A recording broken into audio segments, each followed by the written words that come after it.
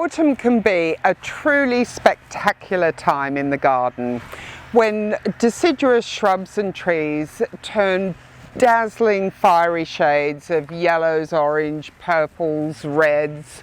And if you want to tap into some of that fiery colour, then I just want to talk you through some of the best plants to achieve it.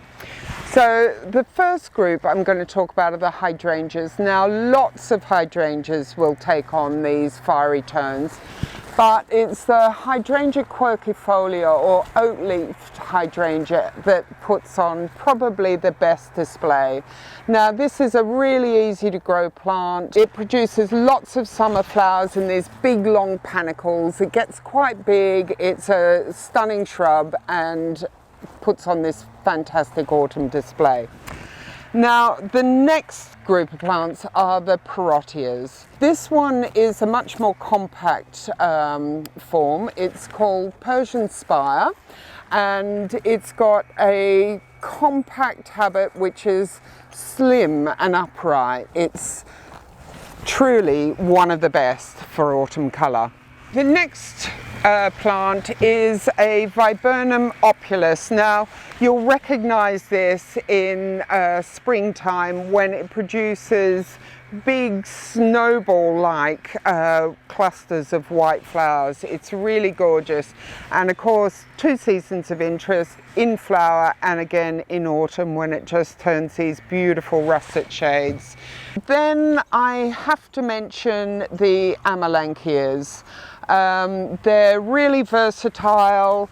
They're shrubby trees really, and they will get quite big, but you can, with a bit of selective pruning, train them as a single stemmed smaller tree and manage them in a smaller garden. And in springtime they are smothered in a haze of these small star-like white flowers, so very pretty in springtime as well. And last but not least, we've got the cherries. This one is called Prunus subhortella autumnalis. It's a big name, but autumnalis, it means that it starts flowering in autumn, which is really unlike most of the cherries which flower obviously in spring. So this one puts on this fantastic display of coloured foliage, then they're shed, and throughout the autumn and winter it will produce small clusters of really pretty flowers throughout the winter on the bare stems.